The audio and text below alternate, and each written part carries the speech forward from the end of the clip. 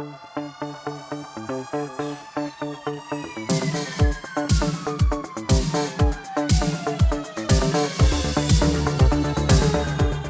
everyone, and welcome to the Next Day podcast, a podcast where we have discussions on different topics.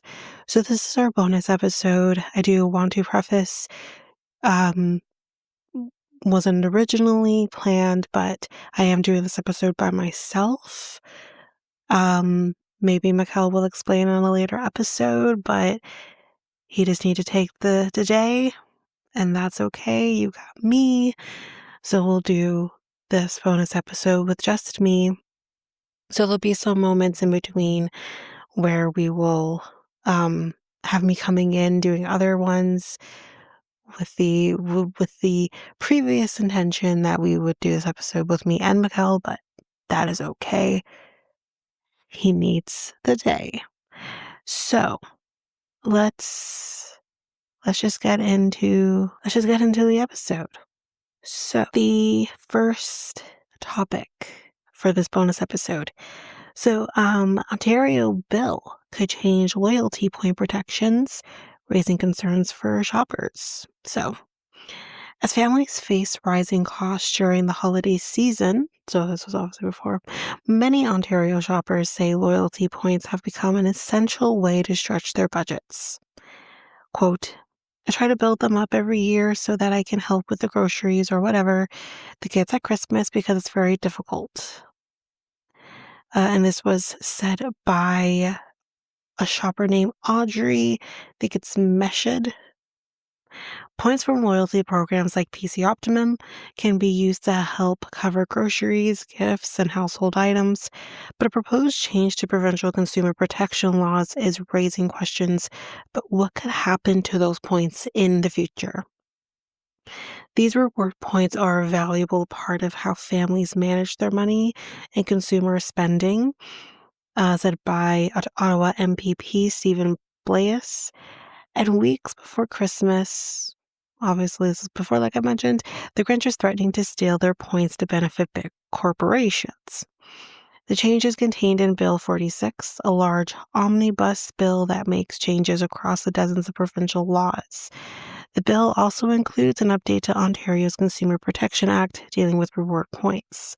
Quote, the government is stripping out a one-line piece of the Consumer Protection Act, which simply says that reward loyalty points cannot expire simply due to the passage of time. Instead, the bill would replace that clause with a new framework, giving the government power to set new rules later, rules that could allow points to expire under certain circumstances. But the province is pushing back against the claim that they are making changes that will allow points to expire. Quote, our government has taken action to strengthen consumer protection for families across the province. Ontario's law already protects points from disappearing, and with this change, we're building on those protections to ensure points cannot be cancelled or expired. This was said by the provincial government by the provincial government, they told CTV News in this statement. While nothing changes right now, Blais says Bill 46 leaves the door open for future expiry rules, a possibility that's worrying many shoppers, especially during the holidays. They've chosen to eliminate the consumer protection element from the law and decide in the future in secret other rules that Ontarians are going to have to live with. The bill now heading to a standing committee where the public still has a chance to weigh in. From there, it could return to the legislature for a final vote before the holidays or into the new year. So I'm not sure what happened with that, but maybe we can see if there is an update to that sometime in the future. Next topic. Zellers plans to open some new stores across Canada, and here's what the locations could be like. So this is kind of an update to one that we did, I believe, towards the end of last year. So here we go. Zellers is making another comeback, as we've discussed previously. There are plans to open new stores across Canada, and now we know what the locations are going to be. So on January 22nd, 2026, the iconic Canadian retailer announced that it's starting a national expansion with new Zellers 3.0 stores. This comes after the opening of the first new standalone Zellers store at Londonderry Mall in Edmonton near the end of last year. It was the debut of a refreshed Zellers with products at accessible prices and elements that Canadians have known for generations. Also, it marked the return of Zeddy, the Zellers teddy bear mascot. Now that the first store is open, Zellers is pursuing new leasing opportunities across the country as part of this national expansion. There are plans to secure locations for stores in every major Canadian market. Quote, our goal is to bring Zellers back to communities across the country. This is said by Joey Benta, who is Chief Operating Officer of Zellers. The new Zellers 3.0 concept is a small format department store that blends heritage and contemporary design. While the retailer hasn't shared what the stores across Canada will look like or what products will be sold, the recently opened location in Edmonton gave a few hints. It has a variety of products across men's, women's, and kids, and baby footwear, so two different things, accessories, home essentials, and seasonal departments. That includes clothing like shirts, pants, sweaters, jackets, pajamas, and more items. The store in Edmonton also has kitchen essentials like plates, bowls, mugs, serving platters, cutlery, napkins, and dish towels, and home decor products like vases, pillows, candles, lamps, welcome mats, and fake flowers. Zeller said this location offers value to customers and an easy to navigate shopping experience. The next chapter of Zellers will focus on curated assortments across apparel, home, and lifestyle departments, along with the return of Zeddy the mascot. Also, there will be a renewed commitment to community accessibility and affordability at Zellers stores. Zellers revealed that more announcements about new store locations, expanded product assortments, and the Zellers 3.0 concept will be released in the coming months.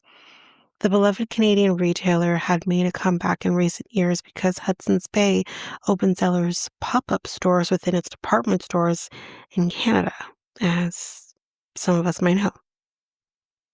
When Hudson's Bay closed all of its stores in 2025, that seemed to be the end of Zellers. But Quebec-based retailer Les Els de la Mode acquired the Zellers trademarks from the Hudson's Bay Company and then opened the first new store in Edmonton. And that is that. So we'll keep you posted on what's to come for Zellers in the future. Let's head on to the next topic. Now this might be a touchy subject, so just a trigger warning. We're going to be talking about ICE in this next topic.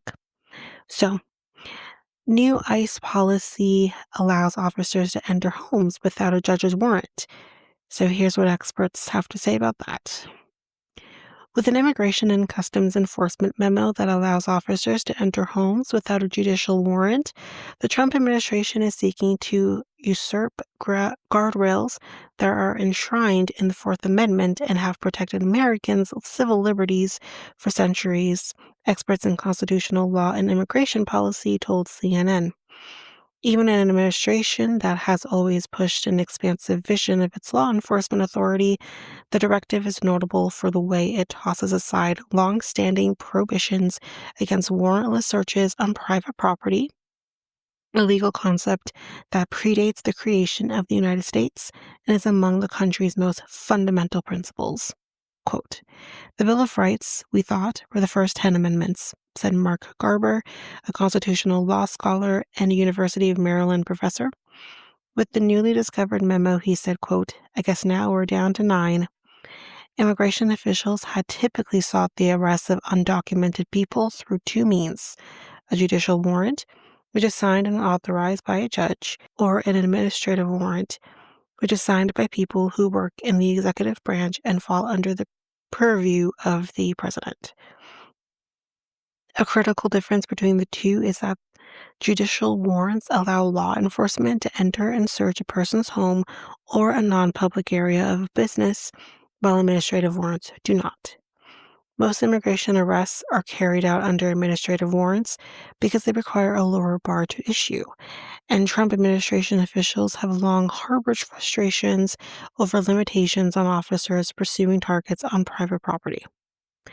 The internal memo, which was issued in May 2025, but revealed by a whistleblower complaint and first reported by the Associated Press, authorities authorize ICE officers to forcefully enter homes using only administrative warrants, essentially bypassing the neutral third-party arbiters who would have reviewed evidence before signing a judicial warrant.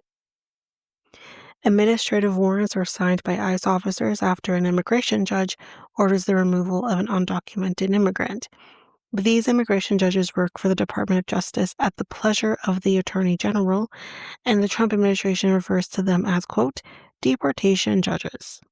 Quote, it would essentially be the same as if you were at the local police department and the police officer that is both collecting the evidence and arresting you then goes and types up his own warrant to search your house because he thinks he has probable cause. And as was said by Emmanuel Malian, an associate professor of law at the University of Minnesota. It's deeply concerning because there's absolutely no safeguards and no accountability built into the system. The history of the Fourth Amendment is rife with examples of local, state, and federal law enforcement agencies seeking to challenge or whittle away its protections. But this memo, Mullen said, is not the sort of incremental wearing down that we've seen over time. It is what you might think of as crossing the Rubicon. It is declaring that the fundamental protections that every court has recognized up to this point just don't apply to DHS and to immigration stops. The Department of Homeland Security defended the directive in a statement in which spokesperson Tricia McLaughlin said people who are served administrative warrants already had full due process and a final order of removal. The administration's own data shows hundreds of thousands of people last year were issued removal orders in absentia, but immigration judges after they failed to show up to court. The memo was not broadly distributed to ICE field officers in a departure from the way major policy changes have been typically announced internally. Instead, in at least some cases, the guidance appeared to only be shared verbally, according to a source familiar. Some ICE officials learned about the guidance for the first time only after the Associated Press reported the change. News of the memo prompted widespread alarm among civil liberties advocates and Democratic lawmakers. Senator Richard Blumenthal of Connecticut called on Homeland Security Secretary Christine Neum and acting ICE Director Todd Lyons to testify before Congress about the memo. Minnesota Governor Tim Walz, whose state is experiencing the most intense surge of immigration enforcement in DHS's history, said in a post on Twitter, quote, every American should be outraged by this assault on freedom and privacy. Preach. A Trump administration official told CNN the directive is not a green light to randomly kick down doors. Okay then. Really? Let's continue. But it comes after months in which officers carrying out the president's massive deportation mandate have used brutish tactics, largely unchecked, to detain immigrants and citizens alike. The administration's general stance is that immigrants are invaders and immigration officials should be allowed to expedite their arrest, detention, and deportation, said by Kathleen Bush Joseph, an attorney and analyst at the Migration Policy Institute. In doing so, she said, quote, they are pushing too many legal boundaries and doing things that have not been tried before in this way. And that is that article.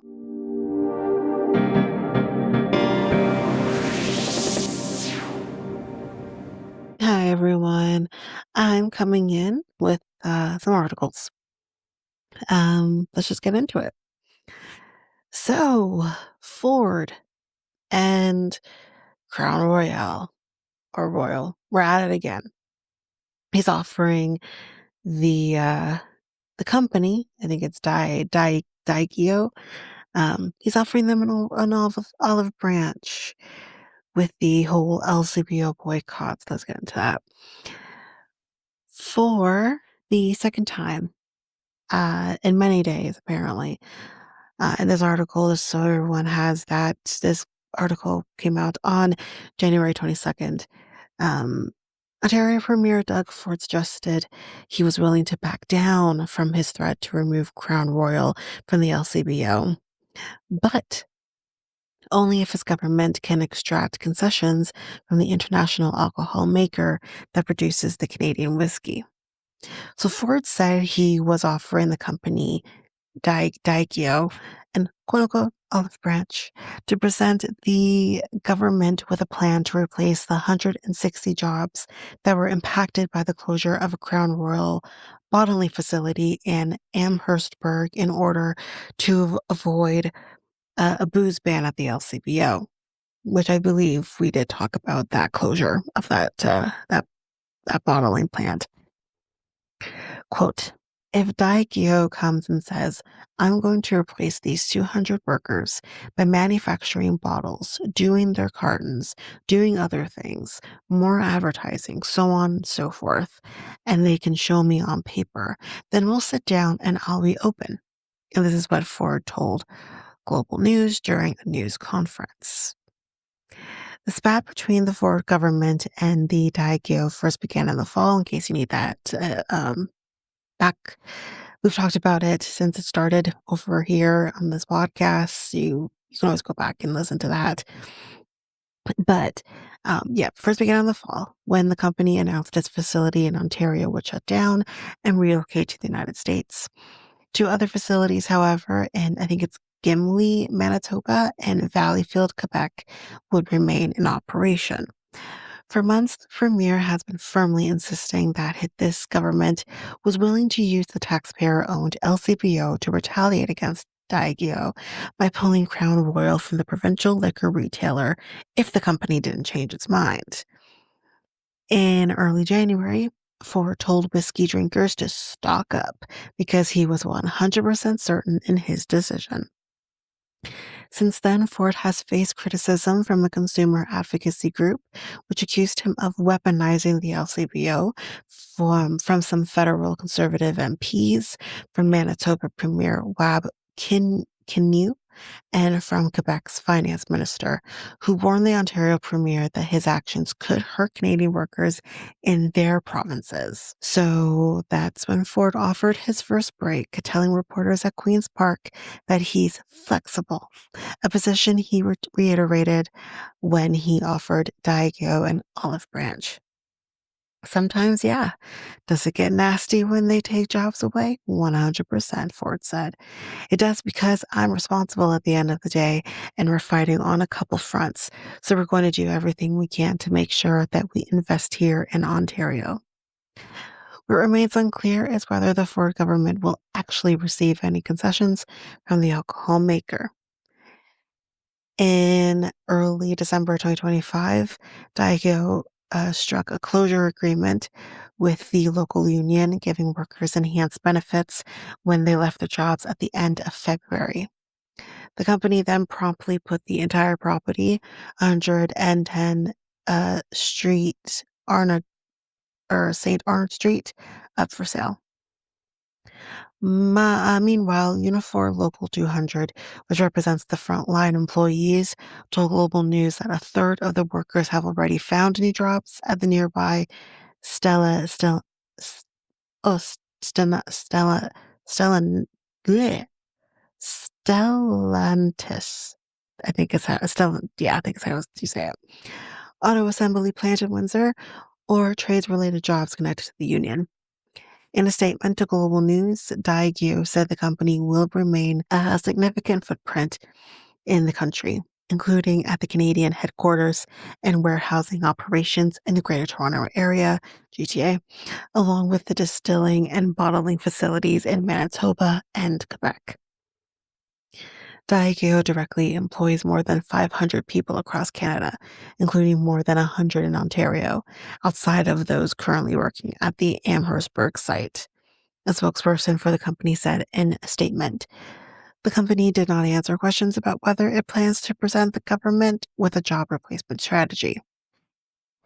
Ford has maintained his conviction that Diageo will eventually close the plants in Manitoba and Quebec, underpinning his push to punish the company. If the premier does go through with the threat, he said whiskey drinkers should turn to the other great whiskey manufacturers that are employing people right here in Ontario.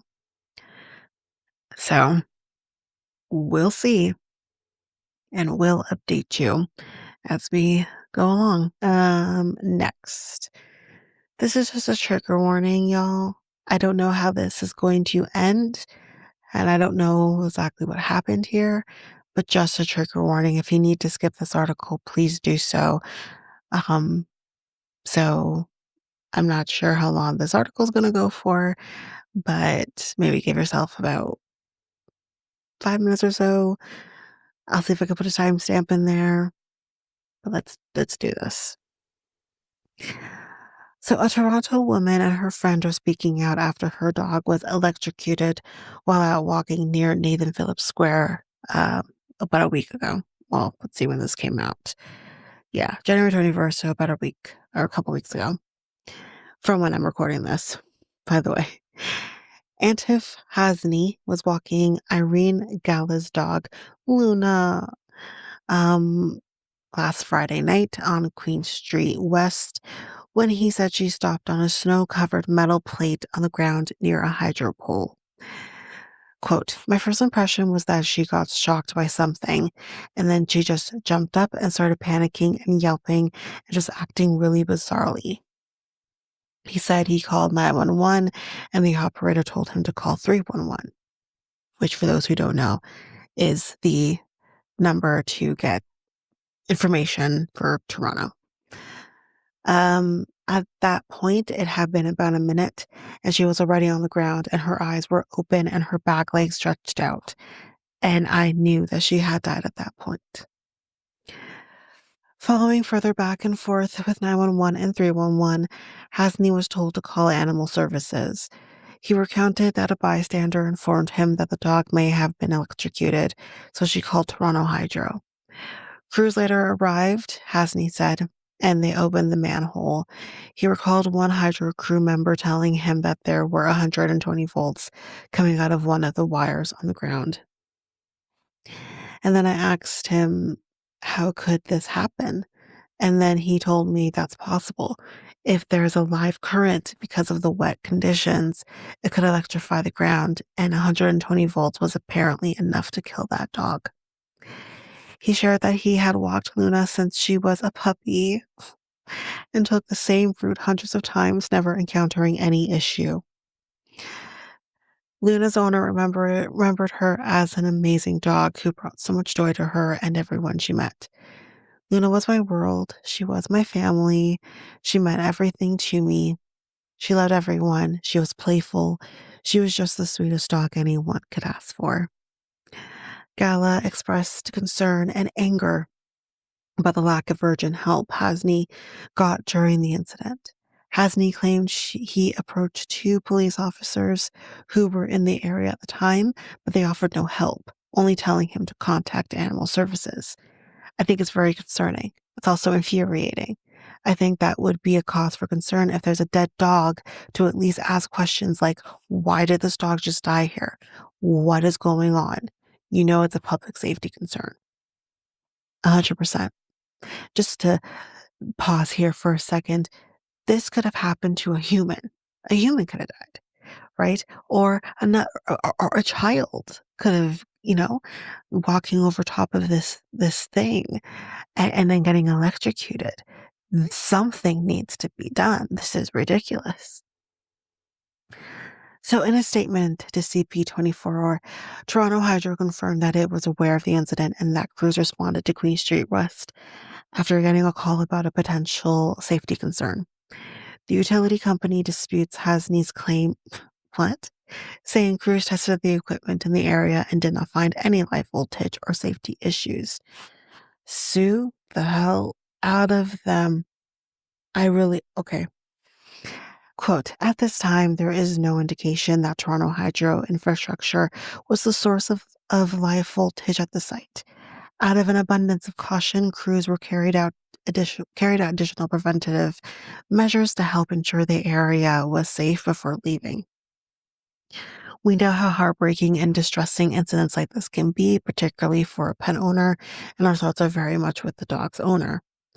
Gala said she did not believe Toronto Hydro's account. I sure don't either. She maintained that there was something faulty that resulted in her dog being electrocuted, which should be fixed so it does not happen again. None of that is adding up. I'm not really accepting that as a reasonable response to what's happened. Not only does not only does not taking accountability add insult to injury, but it also means that this can just keep happening and that they think this is totally acceptable, which it's not. If our streets, our sidewalks are dangerous, something needs to be done about it. And I agree with her. That's ridiculous. I would think that just doesn't make any sense, but, um, my thoughts are with her, of course. That's just horrible. But, that is basically that article. Okay, so we're gonna go into some American politics here. So again, just another trigger warning for all of what I'm about to talk about, in the next little bit here. So, Vice President J.D. Vance said the United States will stop funding any organization working on diversity and transgender issues abroad. The fuck? Vance called the policy, which has been widely expected, quote, a historic expansion of the Mexico City policy, which prevents foreign groups receiving U.S. global health funding from providing or promoting abortion, even if those programs are paid for with other sources of financing. President Donald Trump reinstated the Mexico City policy last year, following a tradition for Republican presidents that Ronald Reagan started in 1984. Democratic presidents have repeatedly rescinded this policy. Quote, now we're expanding this policy to protect life, to combat diversity, equity, and inclusion, and the radical gender ideologies that prey on our children. Vance told people attending the March for Life in Washington, oh my God, an annual gathering of anti-abortion activists on the national ball. Y'all need a hobby or something? Like you're worrying about something that has nothing to do with you? Okay. The rule covers non-military U.S. foreign assistance, making the Mexico City policy about 3 times as big as it was before, and we're proud of it because we believe in fighting for life. This is said by Vance. That means that any organizations receiving U.S. non-military funding will not be able to work on abortion, DEI, and issues related to transgender people, even if that work is done with other funding sources. So Paul, I think the article of which I'm getting this on, this is, I think it's Politico, reported on October that the Trump administration was developing the policy. The State Department made the rule change Friday afternoon, which this would have just, by the time we get this, about 2 weeks ago. Vance accused the Biden administration of exporting abortion and radical gender ideology all around the world. The Trump administration has used that argument to massively reduce foreign aid since it took office a year ago. Because, fuck yeah, people, apparently. I hate, okay. Vance said the Trump administration believes that every country in the world has the duty to protect life. Mind your business. How about that? Quote, it's our job to promote families and human flourishing, he said, adding that the administration turned off the tap for NGOs whose sole purpose is to dissuade people from having kids. What the? Chris Smith, a New Jersey Republican who chairs the House Foreign Affairs Africa Subcommittee, called the new aid restrictions, quote, the best and most comprehensive iteration of the Mexico City policy since Reagan. Smith, who opposes abortion, was also speaking at the March for Life. But domestic and international groups deplored the expanded policy, knowing that it would make women and girls in some parts of the world more vulnerable. History shows that the Mexico City policy does not only diminishes access to essential services for women and girls, but also breaks down networks of organizations working on women's rights and silences civil society. The International Crisis Group, which works to prevent conflicts, said in a statement, the expansion will amplify those effects and is set to compound the global regression on gender equality that we have seen accelerate in the last year. The expanded Mexico City policy, which international groups have called the Global Gag Rule, because of the restrictions it imposes, will limit how humanitarian groups and other organizations can engage in advocacy, information dissemination, and education related to reducing maternal mortality, sexual and reproductive health, and reducing stigma and inequalities anywhere in the world with any funding they receive. And said by Defend Public Health, a network of volunteers fighting against the Trump administration's health policies. Thank you for doing the Lord's work. This would effectively coerce them into denying that transgender, non-binary, and intersex people exist. So that's that. So we'll take a break from politics for now and talk about the beer store again. We haven't talked about them for a little bit. They have 4 new closures that are announced in Ontario. So the company has said that it will be shutting down 4 more locations on March 22nd, adding to the multitude of stores that have closed amid Ontario's expanded alcohol marketplace.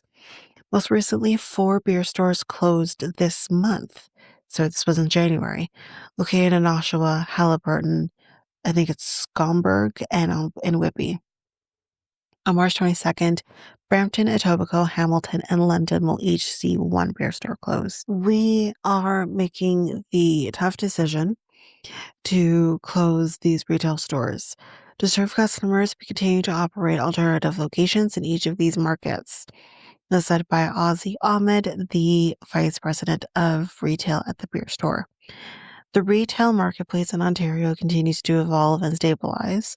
As a business, we are focused on operating a retail network that meets evolving consumer needs, providing the largest selection of beer and a world-class deposit return system. So here we have the 4 locations that will be closing at the end of the business day on March 22nd. So here we go. Brampton, 11 Worthington Avenue, Etobicoke, 1735 Kipling Avenue, Hamilton, 75 Centennial Parkway North, and London, 1727 Richmond Street. So in terms of those locations, there are the alternatives. I'll just list them off, the alternatives so that you have them if you need them.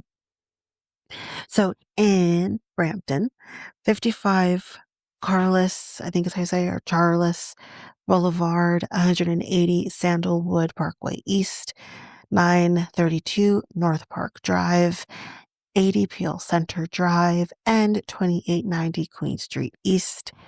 In Etobicoke, you have 1530 Albion Road, 3560 Lakeshore Boulevard West, and 666 Burnharpthorpe Road. And then in Hamilton, you have 135 Highway 8, 282 Parkdale Avenue North, 1462 Main Street East, 959 Fennel Avenue East, 673 Upper James Street, and 150 Barton Street East. And then in London, you have 1080 Adelaide Street North, 552 Hamilton Road, 1600 Dundas Street East, 1199 Oxford Street West, 1005 Wellington Road, and 3069 Wonderland Road South. You can get a full list of the beer store locations on the company's website, so you can find what you need there. Next, so RCMP is looking for a woman who's alleged to be in possession of multiple stolen ID documents. This is like identity theft. Or was it identity thief? I mean, it's called. Anyways, that movie with Melissa McCarthy. Anyways, the Chilliwack RCMP appealed for help identifying the woman. This woman saying its investigation of the alleged fraud earlier this month have led authorities to believe the woman is linked to similar alleged offenses in several other jurisdictions throughout BC. The woman is described as white, between 30 and 40 years old, and approximately 6 feet tall. Police believe that the suspect is in possession of multiple stolen identity documents, and that some victims may be unaware their information has been compromised. Anyone who recognizes the woman is urged to call 604-792-4611 and quote file number 2026 1063. Anonymous tips can be provided to Crime Stoppers at 1-800-222-8477. Please also encourage people to routinely monitor their credit score for unauthorized loans or accounts opened in their name and to report suspicious activity. You can definitely head over to CTV News and just kind of put the RCMP is seeking a woman alleged to have this stolen IDs. It should come up. The article is dated January 26th. If you want to take a look and see if maybe you recognize her. And the final article that I want to talk about here for now, and that is Catherine O'Hara passed away. I'm recording this on the day that it was announced. Just a little bit about her. I really want to talk about her. So the Canadian actress's manager confirmed to People magazine on January 30th that the comedy icon known for her roles in films like Beetlejuice, Home Alone, and Christopher Guest's mockumentaries like Best in Show died at age 71, and no further details were shared. TMZ was the first to report the news about the Schitt's Creek star. O'Hara was born in Toronto in 1954. She was the second youngest of 7 children. Her father worked for the Canadian Pacific Railway, and her mother was a real estate agent. Her first acting gig was portraying the Virgin Mary in a nativity play. After graduating from high school, she got a job as a waitress at the Second City Theatre in Toronto. Quote, I was lucky enough to watch everybody. In 2020, she told People in 2024 of the theater's legendary talent, which included Dan Aykroyd, Joe Flaherty, and family friend Gilda Radner.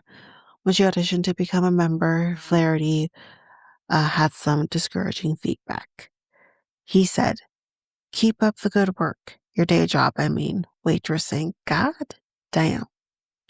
She didn't listen and let out a spot when she auditioned again. She joined the company in 1974. One of her stage mates was a comedian, you may know him, Eugene Levy, who had become one of her closest friends and collaborators. O'Hara told The New Yorker in 2019 that at first she was scared of being on stage. My crutch was improvs. When in doubt, play insane, because you didn't have to excuse anything that came out of your mouth. Didn't have to make sense. And I love this picture. See Martin Short in the picture and Eugene Levy. Oh, God. Okay. Continue. In 1976, the theater began its own TV show called Second City Television, and usually abbreviated as SCTV. O'Hara was a staple of the sketch program which aired on NBC in the 80s. O'Hara became known not only for her impressions of celebrities, including Meryl Streep and Brooke Shields, but also for original characters that became her fan favorites. O'Hara was content with SCTV, but the show did not provide her with a consistent paycheck. A producer would get a deal with a network, and we'd have a show for a season or two, and then that deal would go away. There'd be a break, then we'd do the show again. During one break in 1981, well, quote, I got asked to be on Saturday Night Live. And of course I said yes. Who doesn't want to do that? But then SCTV was picked up again and she went back to her home before she ever done a single episode of SNL. Her best friend from high school, Robin Duke, told her took her SNL slot. It all worked out the way it was supposed to, she reflected. As part of the SCTV writing staff, she received 5 Emmy nominations, winning once. SCTV ended in 1984, which O'Hara thought was for the best. By the end, she told People in 1986, she found it less than fulfilling. I lost enthusiasm. I wanted to learn more about acting. I wanted a personal life. I wanted to get scared again. Due to her pulling out of SNL and other roles she turned down, she had a reputation at the time that she didn't want to work. It's not true, she told People. I read scripts and get a gut feeling about whether I want to be a part of them. Do I want my parents to see this? I'd just rather stay home than do anything I know is bad and have to defend it later.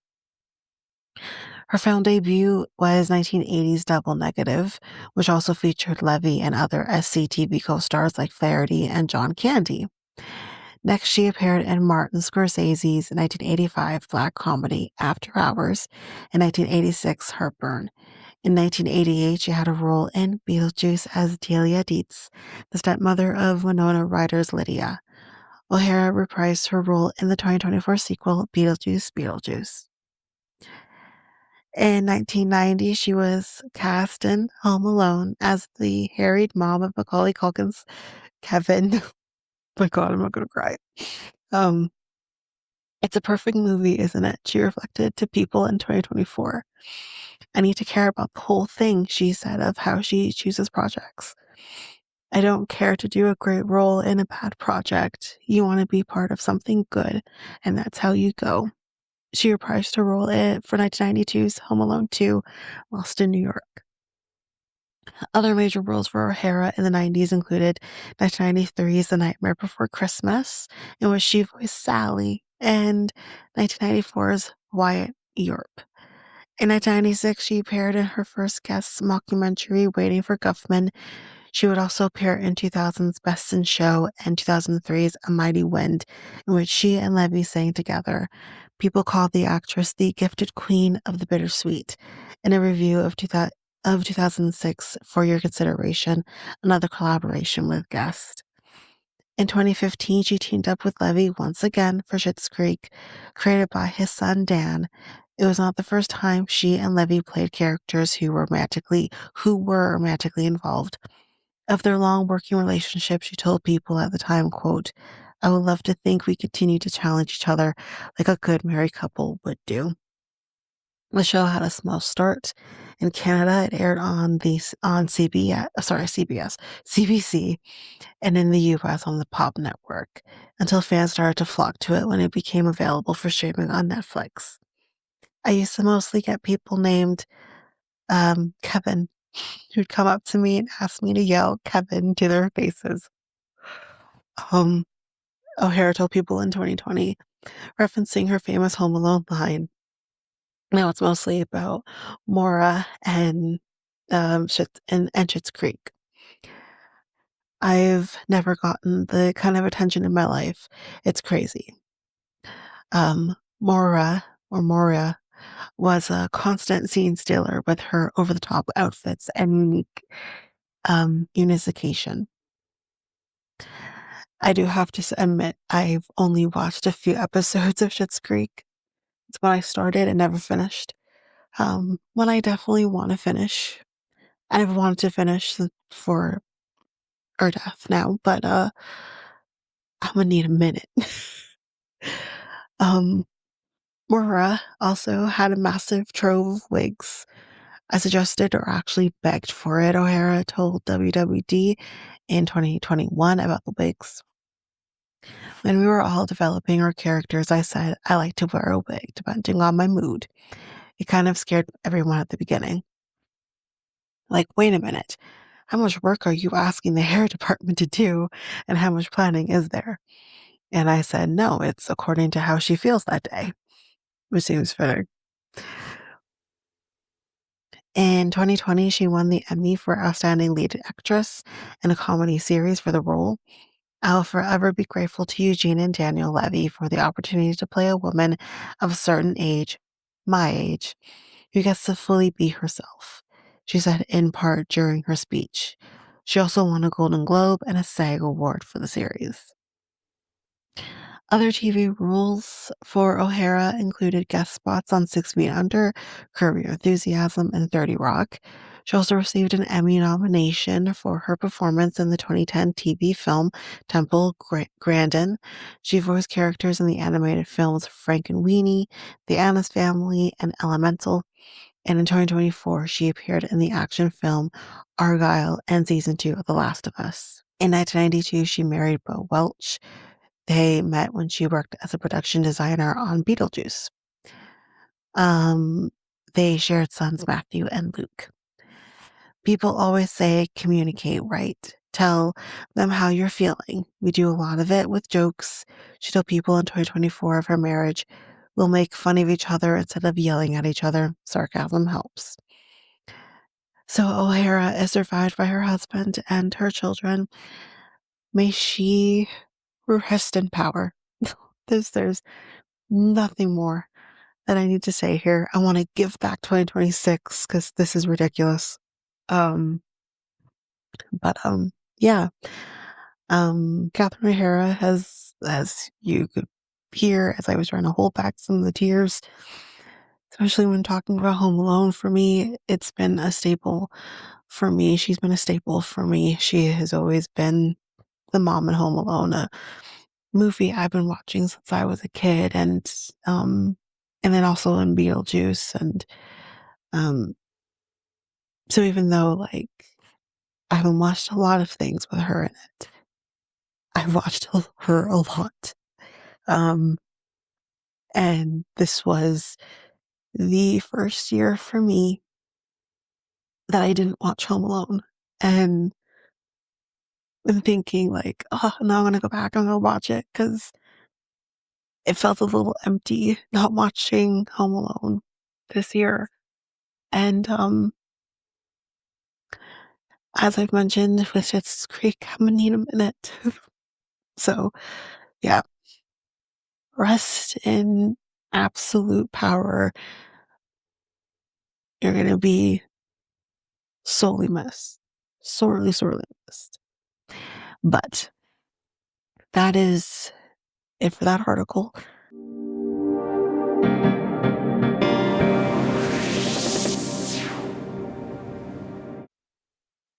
Okay, so that was that topic. We're going to take a slight break from ICE, not quite a break from the States, and move on to another topic. So, Canadians crossing into the U.S. will now face a major new requirement in 2026. If you've crossed the U.S. border by car dozens of times without a second thought, your next trip may feel a little different. So this was as of December 26th. A new U.S. regulation means Canadians will now be photographed when entering or leaving the country at land borders. The change applies to all non-U.S. travelers and marks a significant shift for Canadians who, until now, were largely exempt from biometric screening at land borders. Previously, most Canadians only had to provide basic biographic information when driving back into Canada from the U.S. That's no longer the case. Under the new rule, U.S. Customs and Border Protections is authorized to photograph travelers at land ports of entry and exit, including crossings along the Canada-U.S. border, including land, air, and sea. The regulation also removes several long-standing exemptions, meaning diplomats and most Canadian visitors are now included in this process. According to the U.S. Department of Homeland Security, the update is part of a broader push to modernize border security and identity verification. This milestone regulation advances DHS's efforts to implement a comprehensive biometric entry and exit program, and this was said by the Border Services in a statement. See CBP. It enhances national security while streamlining identity verification processes for foreign visitors traveling to and from the United States. While the change may feel new to road trip regulators, biometric screening itself isn't unfamiliar territory for frequent U.S. travelers. The U.S. has been using biometric technology at airports for years, particularly for international arrivals and departures. So, biometric requirements. CBP was first mandated to introduce biometric screening as early as 2002, with systems gradually expanding over the following decades.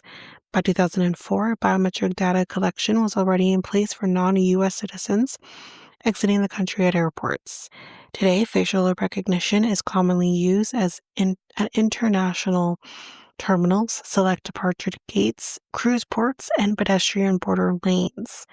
This new regulation simply extends that same approach to land crossings, creating a more unified system across airports, seaports, and road borders. It's also worth noting who this does not apply to. U.S. citizens are exempt from mandatory biometric collection under the rule. They may voluntarily participate or opt out and undergo a manual passport inspection instead.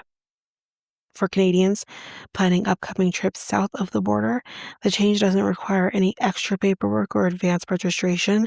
It does, however, mean one extra moment at the border and a camera before your road trip officially begins.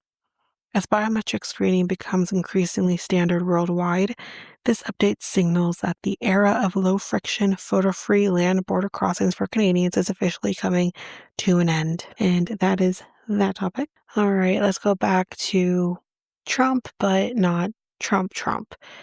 This is going to be more about Melania. So, Melania's documentary struggles in UK cinemas as View admits sales are soft. Yay. Let's just brighten our days a little bit here. I will be talking about something else a little bit later. Well, maybe I'll do it after this, because I don't think I captured that. I don't think. So, anyways, let's get into it. As film exhibitor strategies go, counter-programming is one of the most reliable. It worked for The Dark Knight and Mamma Mia, released in the US on the same day in 2008, as well as for Dunkirk and Girls Trip in 2017.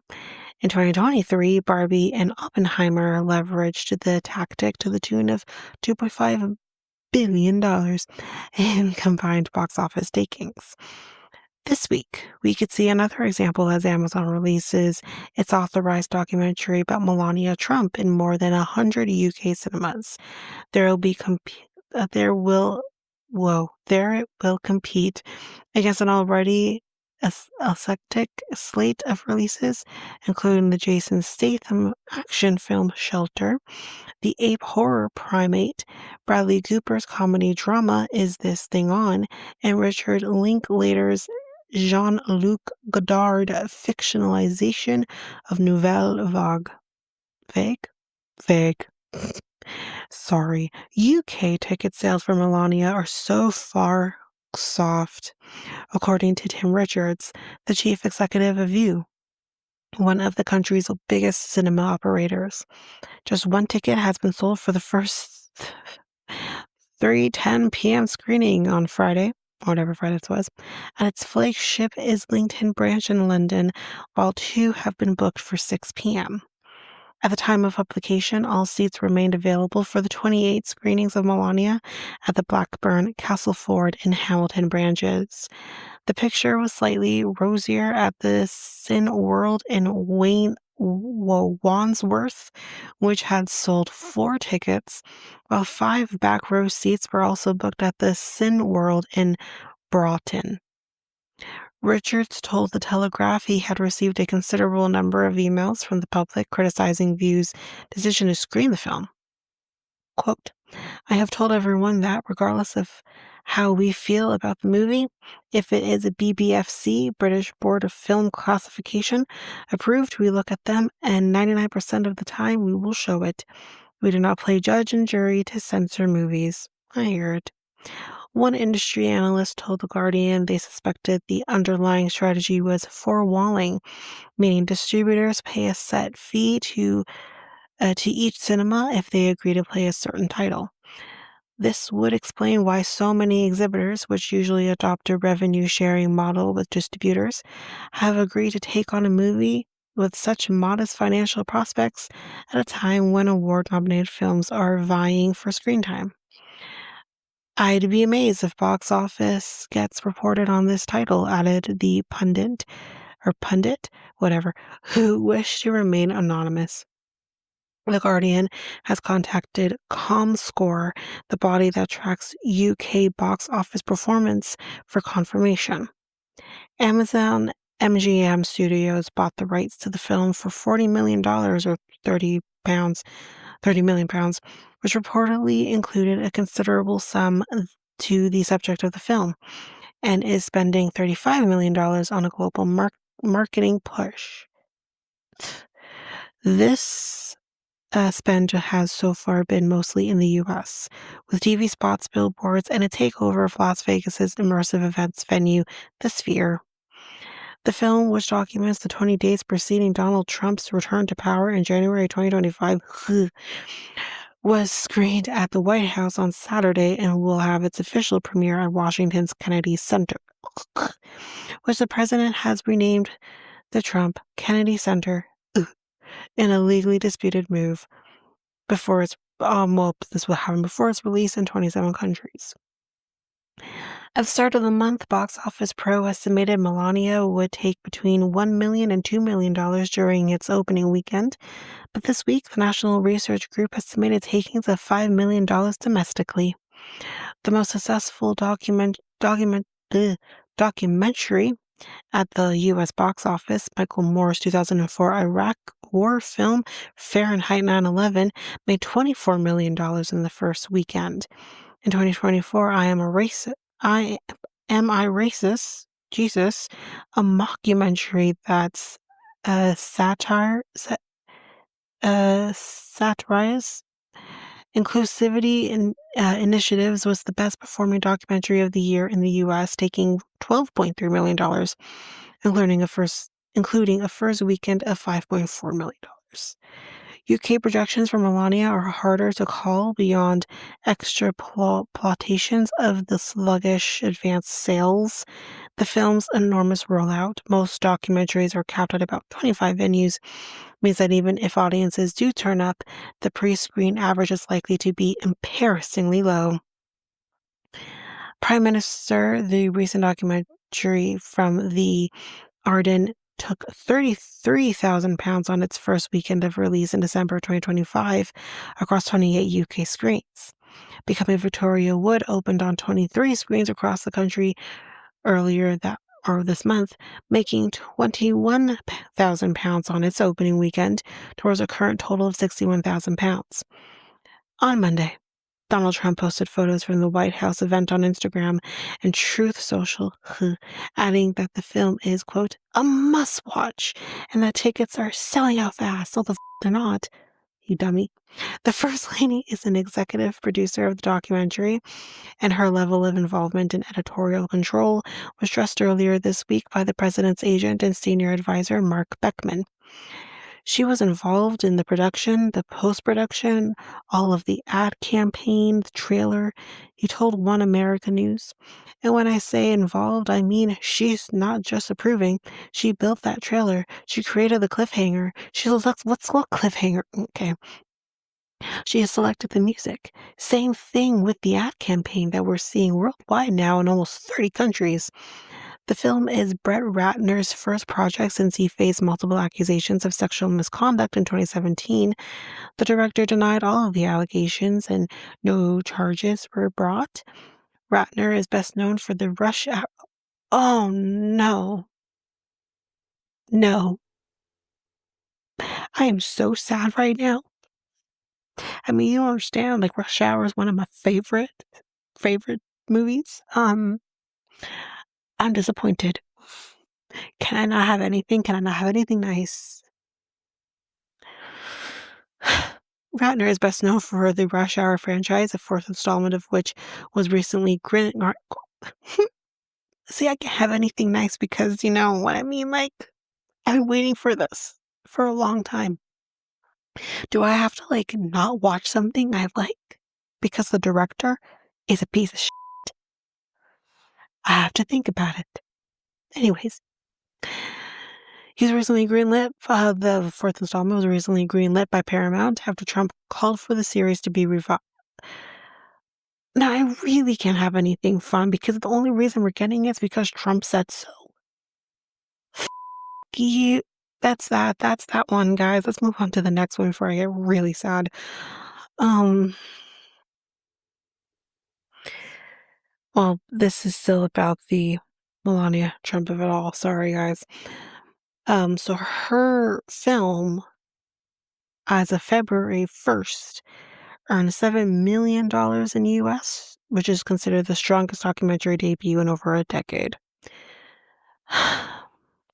Bear with me, y'all. Let's get through this. Amazon's Melania Trump documentary has reportedly beaten box office expectations and recorded the strongest start of a documentary in over a decade, taking $7 million at the U.S. box office during its lavishly promoted opening weekend.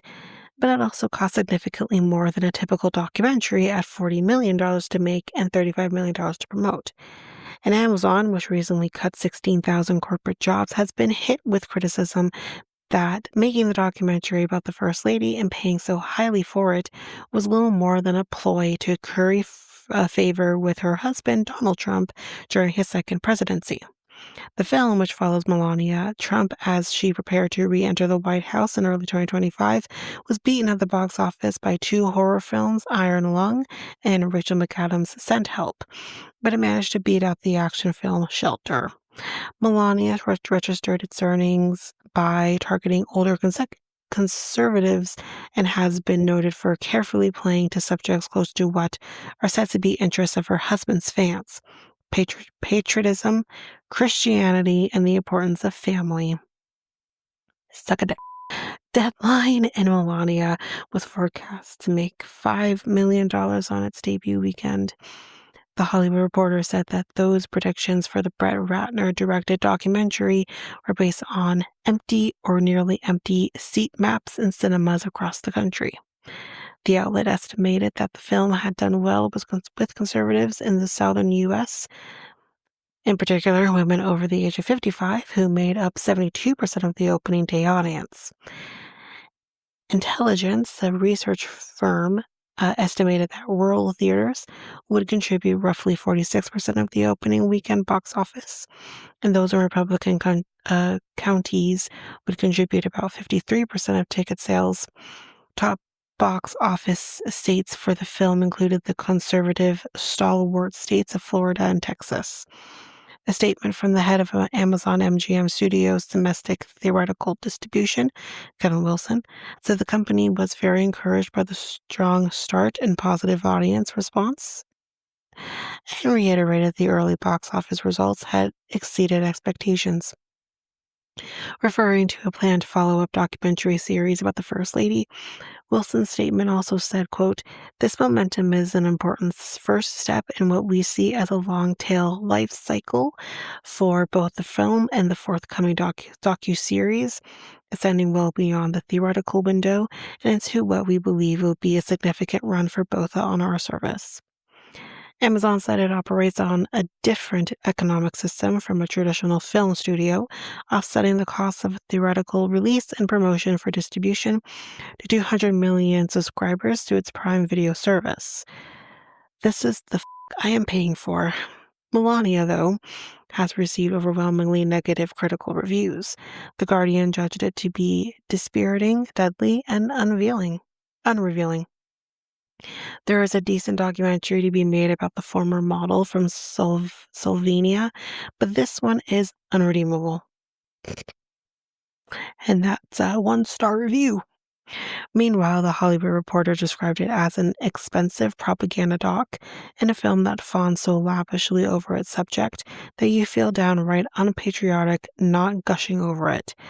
In trailing credits, it added, the First Lady's achievements were rolled in such a laudatory fashion that North Korea would blush. Donald Trump recently told reporters he wasn't involved in negotiations over the documentary's $75 million price tag. Melania Trump said the producers had approached several distributors, and Amazon was the first because they agreed to do theaters all around the world. Ratner, the director, who we already talked about, so we don't need to go into him, he got Me Too'd, was pointedly asked at the Melania premiere if he felt he was part of a larger quid pro quo. Quote, that's ridiculous, but it's okay. I'll answer. I can tell you right now, if we were audited and they said how much was spent on this movie is one of the most expensive documentaries in the genre ever made. It wasn't about getting rich. I mean, I think the Trumps are wealthy and successful enough. This is about giving me the ability to hire the best crew in the world to not only score the film with the best composer. I mean, when you see the movie, you'll go, oh, we see where the money went now. This wasn't about corruption. Melania only cared about one thing, making a great movie for audiences. On the same day Melania opened in theaters, Ratner appeared in photos published by Trump's Justice Department as part of the release of 3 million files pertaining to a convicted sex offender, say with me y'all, Jeffrey Epstein. The photos show Ratner in pictures alongside Epstein, including while wrapping his arms around a woman between them. Just great. Ratner has not publicly commented. People mentioned in or seen in pictures included in the so-called Epstein files have not been implicated in or convicted of crimes. Many notable people who associated with Epstein, a former friend of Trump, have denied wrongdoing alongside Trump. Anyways, that's that. Let's move on. I mean, I think that's a great segue into talking about the pictures of Ratner. Let's get into it. Okay, so Brett Ratner, who has directed, as we've mentioned, Rush Hour films and the X-Men, The Last Stand, can be seen sitting on a sofa beside the late sex offender Jeffrey Epstein and 2 women whose identities have been obscured. When the images were taken remains unclear, though they appear to have been taken in the same location as photos of Ratner and Epstein alongside the late French modeling agent Jean-Luc Brunel that were released in December. There's no indication of wrongdoing from the files. The BBC has contacted Ratner's representative for comment. The newly released images were part of a tranche of millions of files relating to the late sex offender who died in custody in 2019, wow, that far back, while awaiting trial on sex trafficking charges. A series of thumbnails of the picture collection shows Ratner, Epstein, and Brunel smiling and relaxing with different women, all of whose identities have been concealed. The law that led to the file's release mandates that they be redacted to protect victims or ongoing investigations, though a lawyer representing many of them has said the identities of numerous survivors were disclosed in the drop. The files were released the same day as Melania, 20 Days to History, a behind-the-scenes look at the First Lady's life in the days leading up to her husband's January 2025 inauguration.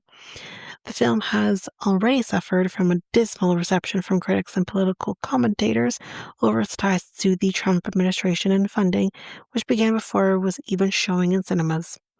It is Ratner's first project since he was accused of sexual misconduct at the height of the Me Too movement in 2017. Ratner had denied the allegations. The files released on, well, this would have been a couple weeks ago, have revealed new details about the relationships Epstein had with high-profile figures, including Elon Musk, Lord Peter Mandelson, Bill Gates, and Andrew Mountbatten Windsor. We don't call him Prince anymore, y'all, because he ain't that no more. Boom. Among them are images of the former Duke of York, who was stripped of his titles over his association with the disgraced financier, that appear to show the former prince kneeling on all fours over a female lying on the ground. That's disgusting. Disgusting. Brunel, who co-founded French modeling agency Karen Models in 1977 and MC2 Model Management in the U.S. with funding from Epstein, was found hanged in his Paris prison cell in 2022 in an apparent suicide. He had been under investigation on suspicion of the rape of minors and trafficking of minors for sexual exploitation. Oh, I think I heard about this. Prosecutors suspected him of transporting young women for Epstein. Just great. Ugh. Men. Men are disgusting. Let's move on. I'm sure not all men, I'm sure there are some great guys out there. But when you hear this, it's annoying. But let's move on to the next. So we're kind of going back into ICE a little bit here. But I do want to talk about the latest victim of ICE. And yes, that is what he is. He is a victim who was murdered. And that's Alex Preddy. So let's talk about that for a second. So, 2 federal officers fired shots during the encounter that killed ICU nurse Alex Preddy in Minneapolis, a U.S. Customs and Border Protection official told Congress in a notice sent. This would have been a couple weeks ago. Officers tried to take Preddy into custody and he resisted, leading to a struggle, according to a notification to Congress obtained by the Associated Press. During the struggle, a Border Patrol agent yelled, quote, "He's got a gun," multiple times, the official said. A Border Patrol agent and a CBP officer each fired Glock pistols, the notice said. The U.S. Border Patrol is a federal agency under CBP. Investigators from CBP's Office of Professional Responsibility conducted the analysis based on a review of body-worn camera footage and agency documentation, the notice said. The law requires the agency to inform relevant congressional committees about deaths in CBP custody within 72 hours. The notification came a day after U.S. President Donald Trump ordered Border SAR Tom Homan to take over his administration's immigration crackdown in Minnesota following Preddy's death, which was the second fatal shooting in Minneapolis this month, or in January, of a person at the hands of federal law enforcement. By sending Homan to Minnesota, we're going to de-escalate a little bit. De-escalate what? This was said by Trump, by the way. De-escalate what? You're the problem. You and your goons are the problem. Tom, as tough as he is, gets along with governors and mayors, even in Democratic areas. Go yourself. As he left the White House, Trump was asked whether Preddy's killing was justified. I'm gonna lose it because I'm just scared to read the rest of this. He responded by saying that, quote, "a big investigation was underway." Fuck, I can't.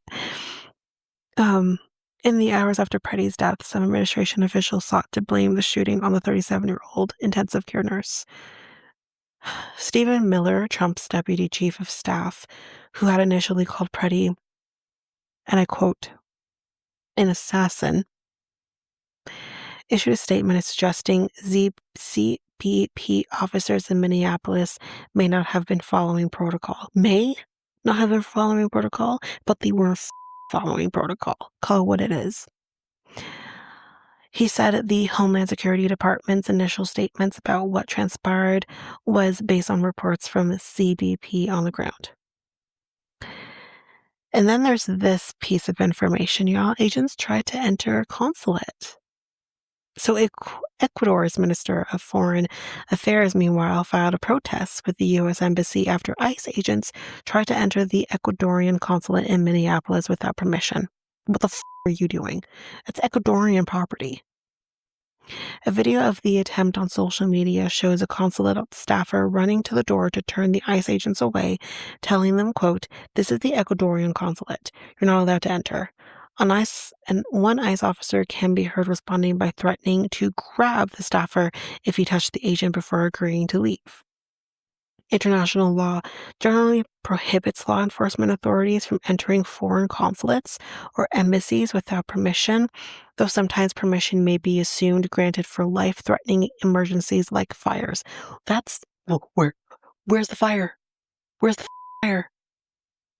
In the words of Billy Joel, we didn't start the fire, they started the fire, but where's the fire? Where the physical fire? There's no fire.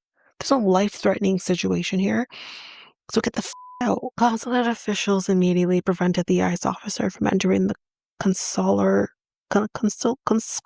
consular, the, the building, thus ensuring the protection of the Ecuadorians who were present at the time and activating the emergency protocols issued by the Ministry of Foreign Affairs and Human Mobility. And this is what the ministry wrote on Twitter. A note of protest was filed with the U.S. Embassy in Ecuador so that similar attempts aren't made at other consulates, the ministry said. The State Department, Homeland Security, and Immigration and Customs Enforcement did not immediately respond to the AP's request for comment. I mean, I don't even know what to say. This is why, like, one of our episodes that we mentioned this, that I think one of our 3 topic episodes, that we will not be touching the States anytime soon because of this, because of reasons like this. It's terrifying. I mean, we both have family in the States. I have family that are not, and I'm not going to say where they are, but I have family that is not born in the States. They are American citizens, but they are not born in the States. And I'm terrified for my family right now. Sorry. Um, because of what's happening right now. It's scary. And this isn't clearly America, alongside with Canada, is supposed to be free countries to live freely, to live safely. And when it's government officials that is not making it safe for people, that are going and killing people and blaming them. Like the biggest gaslight in the world. It's your fault you're dead. You know what I mean? It's and I don't know what needs to be done to stop it. Nothing is. Uh, let's just continue, y'all, to the next topic. So we did talk about the Ecuadorian situation, so I won't bring that back up again. But let's go to another topic. So this might be something that might feel a little bit better. So a judge blocks ICE from deporting or transferring a 5-year-old named Liam Conjo Ramos and his father. So a federal judge very recently temporarily barred federal immigration officials from deporting 5-year-old Liam Conjo Ramos and his father, or transferring them away from the Texas region where they're currently held. Liam and his father, Adrian Alexander Conjo Ramos, were taken into custody in Minnesota earlier this month as part of an immigration and customs enforcement operation captured on videos and photos that sparked outrage. Images that garnered national attention depicted Liam wearing a blue bunny hat and his school backpack. The two are currently detained at the Dilley ICE Detention Center, a facility in Texas designed to house immigrant families with underage children who have been accused of violating federal immigration law. CBS News exclusively reported last week that the government could not immediately deport Liam and his father because they have pending immigration court cases that have not been fully adjudicated. In his order, U.S. District Court Judge Fred Byery blocked any attempt to deport the family until further order from this court. He also prohibited ICE from transferring the son and father from the Western District of Texas during the pendency of the litigation and until further order of this court. The boy and his father were taken into ICE custody on January 20th in the Minneapolis area, where the Trump administration has deployed thousands of federal immigration agents to oversee the largest operation in the history of the Department of Homeland Security. DHS has said Liam's father is an Ecuadorian immigrant living in the U.S. illegally and has accused him of trying to evade ICE officers when they sought to arrest them. An attorney for the family said Liam's father appears to lack a criminal record, an allegation DHS has not yet contested. Last week, Marcos Charles, the head of ICE's deportation branch, said his officers targeted Liam's father, not the child, during an arrest operation on January 20th. Charles said Liam was with his father inside a vehicle when ICE officers approached them. Charles said Liam's father tried to escape on foot, abandoning his child in the middle of winter in a vehicle. Something tells me that's not fucking true. He said an officer stayed with Liam while others arrested his father. ICE officers cared for Liam and took him to a drive-through restaurant, Charles added. F*** you. ICE officers tried to get Liam's family to take the child, but quote, the people inside refused to take him in and open the door, according to Charles. Do you blame them? He noted his officers were heartbroken by the incident. Sure they were, Jan. Sure they were. Sergio Amizcua, a pastor who said he's spoken to Liam's mother, said she was terrified during the incident. ICE agents were trying to use the baby for her to come out of her house. Duh. But the neighbors stepped up and neighbors advised her not to do it. I don't blame her. Of course they were going to use it as a ploy, really? Ugh. Anyway, let's move on to another topic. This is a little different. This here in our good old neck of the woods here in Canada. And here's what Canada's doing. I don't know how to feel about it. Yikes. Okay. So a Quebec family is forced to return to Mexico after mother says she failed a French exam by 1 point. Or un. 1 point. Monica Collins Silva and her husband want nothing more than to keep working in Quebec. But nearly 4 years after settling in the province's capital, the couple was told they would have to leave their jobs immediately. In case you don't know, the province's capital is Quebec City. In case you didn't know, for Americans out there. Anyways, but they have been rejected for a post-graduation work permit this week. Quote, all my colleagues, my friends are in shock. No one understands. The family's move to Quebec City was years in the making. When Colin Silva discovered she was pregnant with her daughter Victoria, she decided to leave Mexico in search of a better life. We heard a lot about Canada, about its safety, and how it's a welcoming country. Having studied physiotherapy, Colin Silva began a lengthy process of English and French qualifications, as well as prerequisite courses in hopes of completing a master's degree in ergonomics and Université Laval. After finally meeting those requirements in the fall of 2022, she moved to the city with her then 4-year-old daughter and husband, balancing her full-time studies with motherhood and work. It was hard because it was a master's degree in a third language on top of it.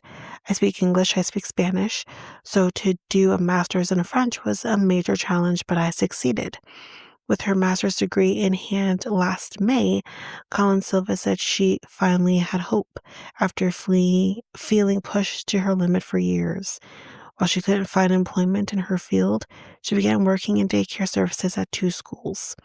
But her hopes of keeping her family in the country and continuing on her career path were quickly dashed. On January 26th, Colin Silva found out her application for a post-graduation work permit was denied. Her immigration consultant informed her she and her husband, who had been working 2 jobs in the province, would have to stop working immediately and would soon have to return to Mexico. In order to qualify for the permit, applicants need to pass 4 sections of a French exam. While Colin Silva succeeded in 3 of those sections with more than the minimum score for each, she says she only managed to obtain 427 points on the written portion. The minimum score requires 428. This is outrageous. Since the end of 2024, the federal government requires most applicants for a post-graduation work permit to provide proof of language test results. While Colin Silva has the option of taking the exam again, she says it costs hundreds of dollars to complete, and that is money she and her family cannot spare. Her family is currently struggling to find the means to pay their rent in Quebec City and to pay for plane tickets to return to Mexico. They told me it would be better to leave the country and then to come back, but that's a lot of money. Without revenue, without work, I'm really in distress. While she understands the need for a language requirement, she wishes her family had been given more leeway to keep working in the interim and to prepare themselves to leave. I don't want to speak poorly of a country that welcomed me, but I find this really inhumane, and it's as though we are garbage. I actually really hate this. She failed by 1 point. She's probably better at French than I am. Like, what the you know what I mean? This is ridiculous. Immigration lawyer Maxime Lapointe says Colin Silva is far from the only one who feels she put everything on the line for nothing. Since 2023, Lapointe said both levels of government have put in place a series of measures making it increasingly difficult to settle in the province. The doors were slowly closed to newcomers over time, and it makes it so that there are now people here who no longer qualify. When it comes to the recent French language requirements for post-graduation work permits, Lapointe says this is one of the measures that hurt newcomers the most. He says he sees a lot of clients who either submit the wrong type of exam or paperwork that goes along with it. Immigration, Refugees, and Citizenship Canada did not respond to CBC's request for comment. Of course not. Of course I didn't. Ugh, I hate this. I really do. I hate this for them. I wish them truly all the best. Let's move on to the next. So, Stephen Harper has made a little bit of a comeback, but a little bit of a speech for us here Canadians, where he says this: any sacrifice is necessary to preserve independence from U.S. So here's what he says. Former Canadian Prime Minister Stephen Harper said, the country should make any sacrifice necessary to preserve the independence from the country in the face of threats from U.S. President Donald Trump. Harper, a conservative prime minister for nearly a decade from 2006 to 2015, made the remarks in a speech during his official portrait unveiling.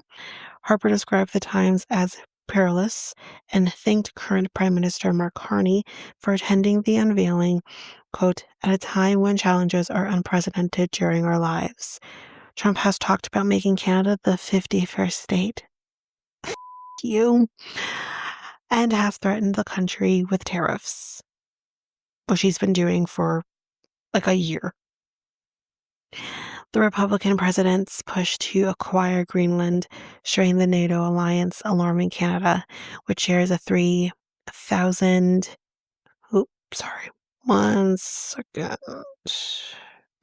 Shares a 3,000 kilometer maritime border with Greenland in the Arctic.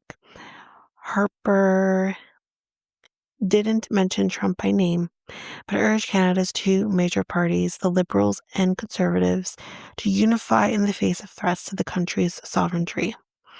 We must make any sacrifice necessary to preserve the independence and the unity of this blessed land, said by Harper. Harper said he hopes his portrait is only one of the many portraits of prime ministers of both parties that will continue to be exhibited for decades and centuries to come. But that will require that in these perilous times that both parties, whatever their other differences, come together against external forces that threaten our independence. Harper also warned against domestic policies that threaten our unity.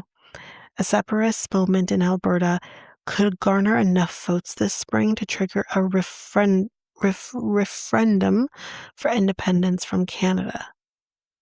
Alberta Premier Danielle Smith has said separatist support is about 30%. Smith is pressuring the federal government and the British Columbia provincial government on the Pacific coast to approve a new oil pipeline to the Pacific. Harper approved of Carney's resume when Carney applied to be the head of Canada's central bank during Harper's time as Prime Minister. He joked the then young man, quote, has apparently gone on to enjoy some success. Carney later became the head of the Bank of England in 2013 and Prime Minister of Canada last year, as we know. Carney thanked Harper for denouncing those who are threatening Canada's sovereignty as Canada has confronted with unprecedented attacks and trade pressures. He called on us to build a stronger Canada less dependent on the U.S., Carney said. He also took the time to advise me, which I have greatly appreciated. Carney also commended Harper for his economic stewardship during the 2008 financial crisis. Quote, he came to Ottawa as a balanced budget conservative. He believed rightly that governments should live within their means.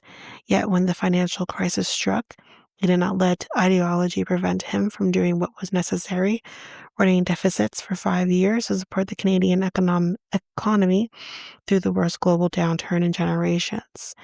Mr. Harper understood that you build up strength in good times to have the capacity to act in bad times. I love this. Makes me like Stephen Harper just a little bit more. Anyways, this next topic is one that actually happened here in the town I live in Ajax. So buckle up, y'all. This was an interesting one. So, no one was injured after a smoky fire broke out early Monday, this last week. Monday morning at a shopping plaza in downtown Ajax. The blaze erupted at Harwood Plaza, located at 300 Harwood Avenue South, just south of Highway 401. The town of Ajax said the local fire department responded to a call for service at 2 a.m. at 170 Commercial Avenue. A business named Ajax Textile Corporation is located at that nearby address.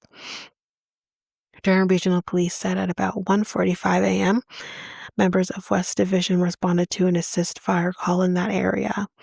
There, officers located an industrial building that was on fire with a large amount of smoke emanating within, police told CTV News Toronto. Officers attended the scene to assist with traffic control. Traffic control? Traffic control? It's 1:45 in the morning. There isn't freaking traffic control. But anyways, the town of Ajax said the scene is now under control and an active investigation is now underway to determine the cause of the fire. The municipality cannot say if this incident is being investigated criminally. In a written statement, Ajax Mayor Sean Collier extended his sincere thanks to Ajax Fire and Emergency Services, Pickering Fire Services, Durham Regional Police Service, Region of Durham Paramedic Services, and Durham Region Transit for their swift, professional, and coordinated response to the early morning fire at the Ajax Plaza. Ajax is fortunate to be supported by such outstanding emergency services, and I thank them for their continued service to our community, Collier wrote. The Office of the Fire Marshal is now investigating. And that is that. Let's go on to another topic, and this is going back to the Epstein file. So again, just trigger warning. Let's get into this one. So, a newly released Epstein email appears to confirm photo of Virginia Griffey, former Prince Andrew. So, 10 months after Virginia Griffey's death by suicide, a newly released email appears to support her assertion that she met and posed for a photograph with Andrew Mountbatten Windsor, which, did we need extra proof? We see the proof. We see the proof. We see Virginia, we see Andrew, and we see Ghislaine in the background. Like, am I blind? Or we're going to say it's fake news. We're going to say it's AI generated. Get the f*** out of here. Anyways, The email sent in 2015 was uncovered in the more than 3 million Jeffrey Epstein-related documents released by the U.S. Department of Justice. It was addressed to Epstein and sent by a G. Maxwell. I wonder who that could be. Believed to be Ghislaine Maxwell. The body of the email is labeled draft statement. Quote, in 2001, I was in London when redacted by a number of friends of mine, including Prince Andrew, redacted. Redacted. Really? We know who it is, but it's fine. I get it. A photograph was taken as I imagined she wanted to show it to friends and family. Oh, fuck's sakes. Let me repeat. A photograph was taken as I imagined she wanted to show it to her friends and family. I hate everybody. The name of who Maxwell was discussing is redacted in the published file, but Gareffi alleged she was forced to have sex with the former prince on 3 occasions, including at Maxwell's home in London in 2001, when Gareffi was 17 years old. The same home is referenced in the 2015 email. Mountbatten Windsor has always denied allegations of abuse and has claimed to have never met Gareffi. The picture, sir. Like, I can't with these, just, like, how confident do you have to be? Just the confidence of a straight white man, white man, who literally can sit here in front of my face and be like, I've never met her before, yet there's the fucking picture. I mean, shit, at least Bill Clinton had a little bit of something to be like, I never had sexual relations with that woman. He had a little bit more to go off of. That could have been anybody's cum stain. You know what I mean? It's just, I can't. Let's continue. Mountbatten Windsor had, okay, I've read that already. The email stuff is incredibly important, said Sky Roberts, Gareffi's brother. Along with his wife, Amanda Roberts, the pair spoke to BBC's News Night program after the email came to light. Quote, I think that it is a vindicating moment, he said, but we also want to use this as a moment to remind people to believe survivors. So, vindicating Virginia. Gareffi's memoir, Nobody's Girl, was released in October 2025, several months after her death, and details her allegations of abuse against Epstein, Maxwell, and Mountbatten Windsor. Maxwell is serving a 20-year sentence, not long enough, in the U.S. on sex trafficking charges related to Epstein, her former boyfriend. In a separate email to Epstein in 2015, Maxwell said, I have to distance myself from you and distance from you in statement 2. What? And they need me to say I was not aware of massage with Andrew in my house. Mountbatten Windsor told Newsnight in 2019 that he didn't remember having a photograph with Gareffi taken, insisting he wasn't at Maxwell's home that night, but at a Pizza Express. Quote, you can't prove whether or not that photograph is faked or not, because it is a photograph of a photograph of a photograph. What? He said at the time. So it's very difficult to be able to prove it, but I don't remember that photograph ever being taken. I hate you, sir. I even hated you in The Crown. I hate you, sir. In 2022, he settled a civil sexual assault lawsuit from Gareffi from an undisclosed donation to her charity.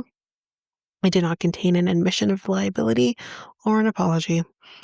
The former prince's relationship with the late Epstein, a convicted sex offender, continues to dog the royal family, despite having been stripped of all royal titles and privileges in 2025, including having to move out of his mansion, Royal Lodge. Love it. At a public event in a village in Essex, a heckler questioned King Charles about his younger brother Andrew's ties to Epstein. Quote, this is what the heckler said. Charles, have you pressurized the police for not investigating Andrew? The man shouted before he was escorted away by police. Gareffi's brother and sister-in-law have expressed their wishes for a police investigation. In their interview with BBC Newsnight, they said they were proud of their late sister for her courage. Quote, you know, every time I'm confronted with what Andrew says, I'm always reminded of this quote that Virginia says. He knows what happened.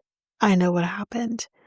And I know that only one of us is telling the truth here. And I know that that's me. Lisa Phillips, another Epstein abuse survivor, told CBC News Network host RT Poll that she wants the former prince to come to the U.S. and give testimony before Congress. It's necessary information to get out there that these powerful people, billionaires, elites, world leaders, a lot of them were up to no good. And so it does need to be exposed. I'm not quite sure how far people can be prosecuted, but I do believe that Congress needs to do something, and we need to keep going in this fight just to get answers. And that is that. Let's move on to another topic. This one's a little bit fun and makes me really excited because this is something I think I have always talked about since I was like a child of why can't I eat here? Why can't I eat at this great sounding restaurant with its, great fake Italian food? Why can't I have it? Well, that might change, y'all. So, good things come in threes, and Ontario's latest pasta destination is no exception. Italian-inspired restaurant Olive Garden has announced another opening, marking the third confirmed location in the brand's highly anticipated return to the province. Recipe Restaurant Group International, or moving forward, Recipe, Canada's largest full-service restaurant company, recently unveiled plans for the expansion, with its newest eatery coming to, drumroll please, Ajax. I'm so excited. The announcement follows previously confirmed Olive Garden locations at Vaughan Mills and in Ottawa. It also comes after Recipe's acquisition of all 8 existing Olive Garden restaurants in Western Canada, along with the execution of a national development agreement with Darden Restaurants Inc. It's an exciting time for Olive Garden in Canada, said Frank Hennessy, Chief Executive Officer of Recipe. Each new location is a meaningful step in our national expansion, bringing the Olive Garden experience to more communities across the country. Here's what to know about the new Ajax opening and the other upcoming Olive Garden restaurants coming to Ontario. In Ajax, details regarding construction timelines and an anticipated opening date are expected to be shared as development progresses.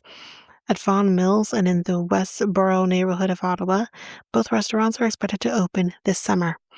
We're taking a thoughtful approach to growth as we bring the Olive Garden brand to more Canadians.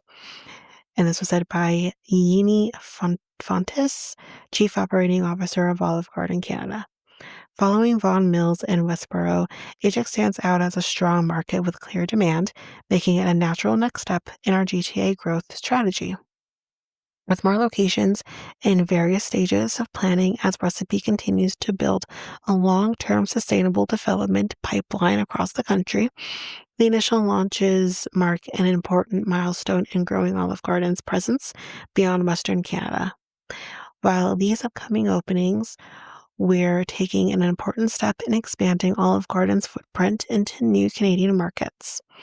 The expansion reflects our confidence in the brand, the strength of our partnership with Darden, and our ability to execute thoughtfully and strategically across Canada. Throughout the country, along with its international presence in the United States and the Middle East, Recipe has nearly 1,100 restaurants. Its portfolio of brands includes Speciale, Harvey's, Montana's, Kelsey's Original Roadhouse, New York Fries, the Burger's Priest, the Pickle Barrel, and of course, Olive Garden. Known for its never-ending serving of baked breadsticks and salad, Olive Gardens have been around since 1982. And according to Fontes, these new restaurants will welcome guests like family, delivering the consistency and value that guests expect from Olive Garden, while establishing a strong foundation for the brand's continued growth in Canada. I am so excited, y'all. You have no idea. Let's move on to the next topic. This is another, well, not fun one, but just not what we've been dealing with. Twisted Sister cancels all of its 50th anniversary shows after Dee Snider resigns, citing health issues. So Twisted Sister have canceled all 2026 50th anniversary reunion shows following the sudden and unexpected resignation of Dee Snider due to newly revealed health challenges by the frontman. In a statement, the band said all shows beginning April 25th in Sao Paulo, Brazil, and continuing through the summer have been canceled, and the future of Twisted Sister will be determined in the next several weeks. The announcement was shared on the band's official Instagram account alongside a separate statement by Snyder. Quote, "A lifetime of legendarily aggressive performing has taken its toll on Dee Snider's body and soul."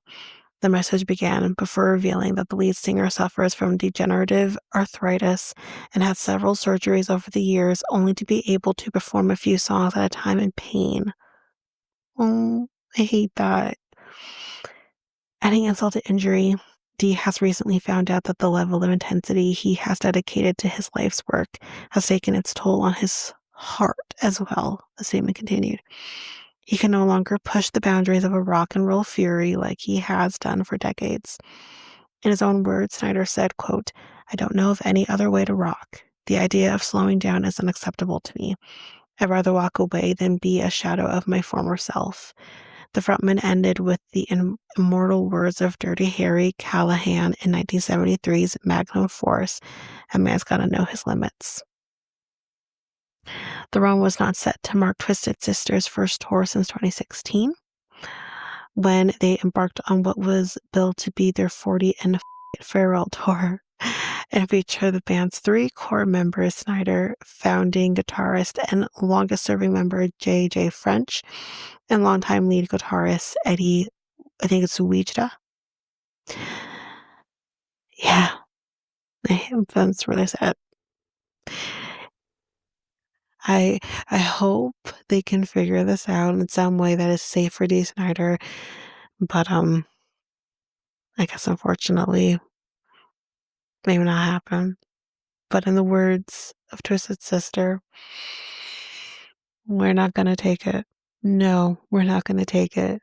We're not gonna take it anymore. Oh, okay. Let's move on to the next topic. So, this topic is kind of an interesting one I didn't expect, I guess. But here we go. Former U.S. President Joe Biden's top national security official says that while Canada-U.S. relations will have to evolve given the current U.S. president's trade actions and threats, a deep and sustained relationship moving forward is in both countries' interests. Jake Sullivan, who served as Biden's national security advisor from 2021 to 2025, joined CTV's question period for an interview reflecting on Prime Minister Mark Carney's widely praised speech at the World Economic Forum, in which he eulogized the end of the U.S.-led international rules-based order. Quote, "I do agree that we've reached the end of the post-Cold War era, and a new era is coming into view, but the shape of it, I think, is still contested and not entirely clear," Sullivan told host Vasi Kapellos. "So to that extent, I agree with the Prime Minister. Where I disagree with the Prime Minister is that he effectively equated, not just under U.S. President Donald Trump, but for the long term, the United States and China. Not in so many words, but that was the basic implication of his presentation. Basically saying that, I guess he's saying, this is how it's going to be forever."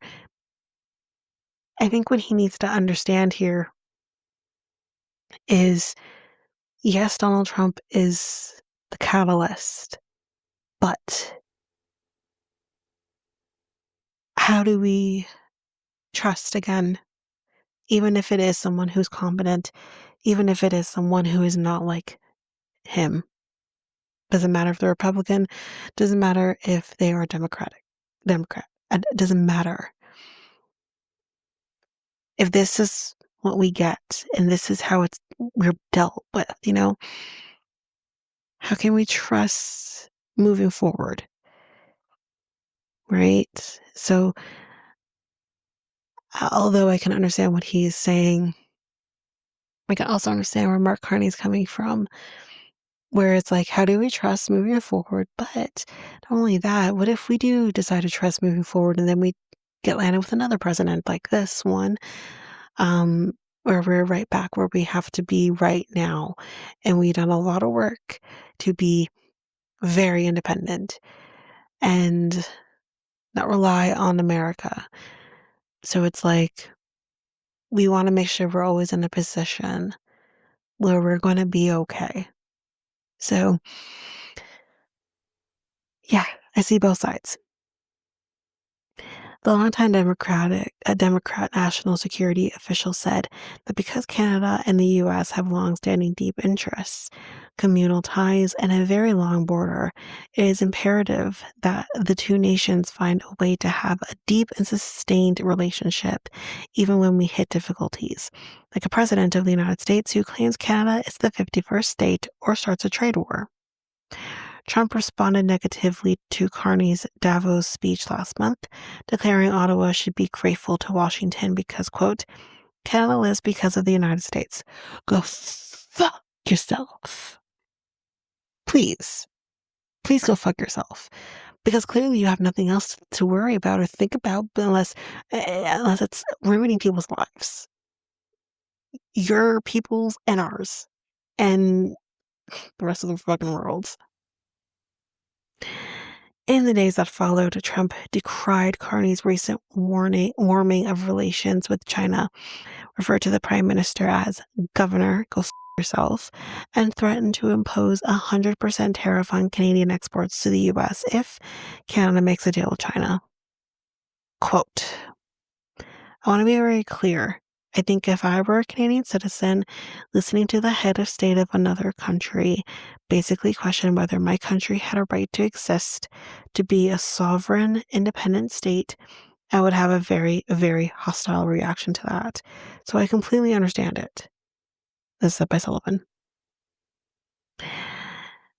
However, he does urge caution when dealing with China, which I kind of agree with as well.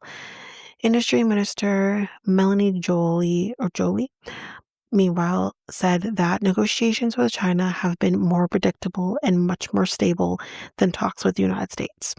The Canadian government's push to diversify trade relations is logical, Sullivan said, and it makes perfect sense to continue to have an economic relationship with China. But he advised Ottawa to proceed with caution. Quote, I'm not going to disagree, in fact, that China is a bit more predictable right now than what we are seeing come out of the White House, but being predictable isn't inherently a good thing. One of the things that is predictable about China is that if a country does something that China takes offense to, China will react in ways that are coercive, that weaponize their supply chains and their interdependencies. And Canada has just quite recently gone through that experience. The former national security advisor is likely referring to Beijing's decision in 2024 to impose tariffs on Canadian agricultural products in retaliation for Ottawa's decision to impose tariffs on Chinese-made electric vehicles. Carney agreed to slash tariffs on a set number of Chinese EVs last month in exchange for China easing tariffs on Canadian agricultural products. The 2024 Canadian decision to impose tariffs of Chinese EVs was made by then Prime Minister Justin Trudeau in close coordination with Biden's administration. Sullivan himself appeared at the Liberal cabinet retreat in Halifax and spoke with reporters following the Canadian government's announcement. I would have kept the tariffs on, Sullivan said. I think that those tariffs made sense. They are matched by tariffs on electric vehicles in the United States and many other countries, Brazil and Turkey. I think they meant it's Turkey. It has to be. Anyways, and India and others. In fact, even the European Union has tariffs on Chinese electric vehicles. But look, it's not really my place to Monday morning quarterback a prime minister's decision on a tactical trade arrangement that involves opening the Chinese market to Canadian goods. And there it is, y'all. Now for this, because I did mention I was going to talk about this, but I'll talk about it here. Michelle Obama's Becoming surges on Netflix amid Melania movie release. So, many First Lady documentaries, so little time. On the heels of the release of Melania, a new movie chronicling First Lady Melania Trump's life in the lead up to her husband's second inauguration, viewership has surged for another film, Becoming, another documentary following former First Lady Michelle Obama on her first book tour, is inching its way back to popularity on Netflix. The film, first released in 2020, saw a viewership hike in the U.S. in Entertainment Weekly reports, citing data provider Luminat. Luminat reports that the film, which shares a title with Obama's first memoir, saw an increase of more than 13,000% through February. And it's only like February 7th as I record this. Despite a cloud of criticism surrounding its release, Melania has been a box office surprise. The film notched a $7 million opening weekend, according to estimates released on February 1st by Amazon MGM Studios. We don't need to go through the stuff with Brett Ratner and all that jazz. So yeah, this basically that they've been tracking for $3 million, a $5 million opening. Anything over $1 million is a huge number, said Jeff Bach, senior media and analysis for exhibitor relations, in an interview with US Today the week before release. That would mean that a lot of folks who don't normally go to the movies went to this. Ugh. Why would you ever? Okay, forget it. Even though Melania bested box office expectations, it has a ways to go before being profitable. Jeff Bezos' Amazon MGM Studios bought the movie in a companion docuseries for $40 million and reportedly spent an additional $35 million in marketing, as we talked about before. Both are expected to stream on a Prime Video later this year, and Amazon will recoup some of its Melania costs through ads and streaming service signups. Obama's Becoming followed more of a traditional format for former First Ladies. While Trump broke norms by releasing a commercial project while still in the White House, Obama's documentary arrived 4 years after her husband left office because, yeah, let's make it yeah. But yeah, that's basically that. Um, but yes, I think the reason the Obama documentary Becoming is getting this surge is because Trump had to do a stupid thing that is something that I didn't get mad. I didn't get mad. I wasn't surprised. I I don't know, apathetic to it, I guess. But he did a video, um, basically a racist video superimposing both Michelle and Barack on monkeys. Um, and I will still not understand people like Nicki Minaj who supports this person because he would never hesitate to superimpose your dumb face to a monkey. And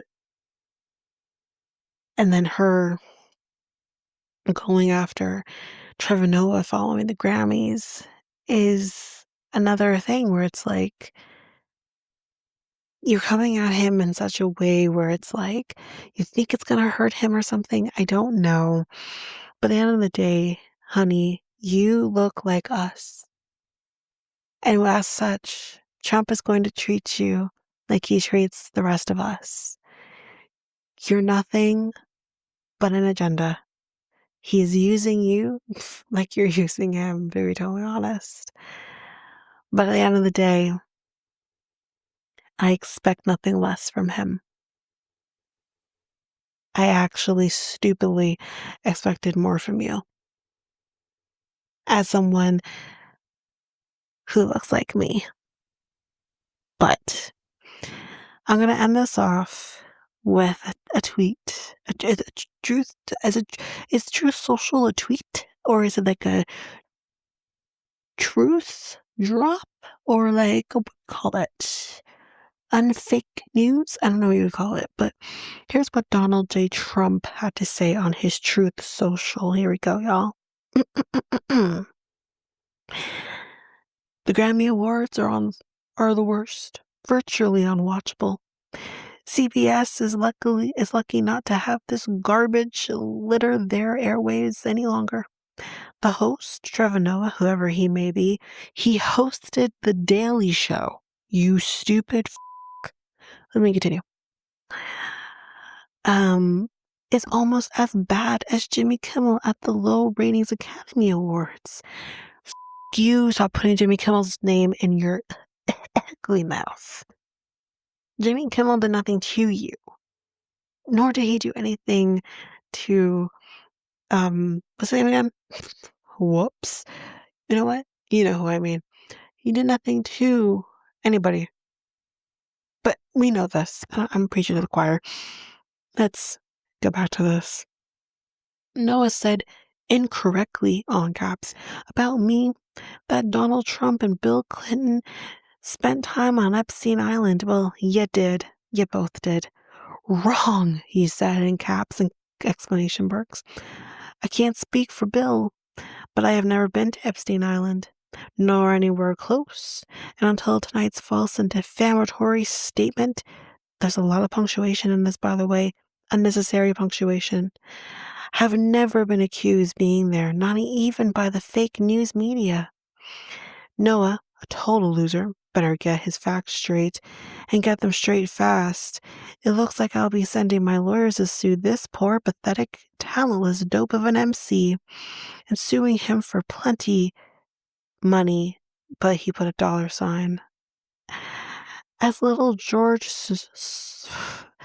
Solopadopoulos, that's what he called him because he can't spell his name, no one can, but that's fine, and others, how that all worked out. Also ask CBS, exclamation mark. Get ready, Noah. I'm going to have some fun with you, exclamation mark. That could be gay-coded.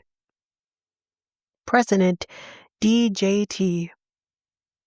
I hate this man, but good luck, because it's called freedom of speech. It's a part of the Constitution. And I'm going to assume Trevor Noah is a citizen of the States. But either way, you're coming after this person who is biracial. He's also South African. But again, it's like, you're just going to come after people because they say something bad about you? Okay, so let's pretend, sir, you weren't on the island. You still knew Epstein. We've been seeing you attached to this man since the documentary started rolling in years ago after his death. Stop pretending that you didn't know him when the photos prove you did. Stop pretending like there isn't a chance in hell that you did go to the island. I'm not saying you did. I'm just saying don't pretend. Maybe you didn't. Maybe you didn't. But you still knew him. And I don't know, man. I don't know. I'm not saying every person Epstein knew was involved in this trafficking ring. But what I am saying about Donald Trump is I don't trust him. That's all I'm saying. But anyways, that is it, y'all. That is this episode. We talked for a while here for this bonus episode. Tomorrow we'll be back with another episode for Black History Month. And yeah, that's basically it, y'all. That is it for this episode. Yeah, I don't think there's anything else to discuss. Yeah. No, nothing else to discuss, y'all. Okay, we'll be back tomorrow for another episode. Until then, bye everybody. If you liked what you heard with our podcast, you can head on over to our website, which is solo.to/next take podcast. There you can get any of the links to any of our social media, which is Facebook, Instagram at Next Take Podcast, and Twitter, TikTok, and Blue Sky at Next Take Pod. You can also find links to our Reddit page and many other things, I'm sure. Can't remember all off the top of my head. You can also email us at mikeltanyka@gmail.com. There you can send us any inquiries you have, any questions, or also any episode ideas. And if you do have episode ideas, just make sure you put in the subject line episode ideas, and we'll add it to our list. If you also liked us, you can like us, rate us, follow us on any of your favorite podcast apps. You can rate us, however, on Spotify and Apple Podcast. We would greatly appreciate that. And we'll also move forward and share or spot a light on those who give us 5-star ratings in the future. That is it for us. We'll see you next time for the episode.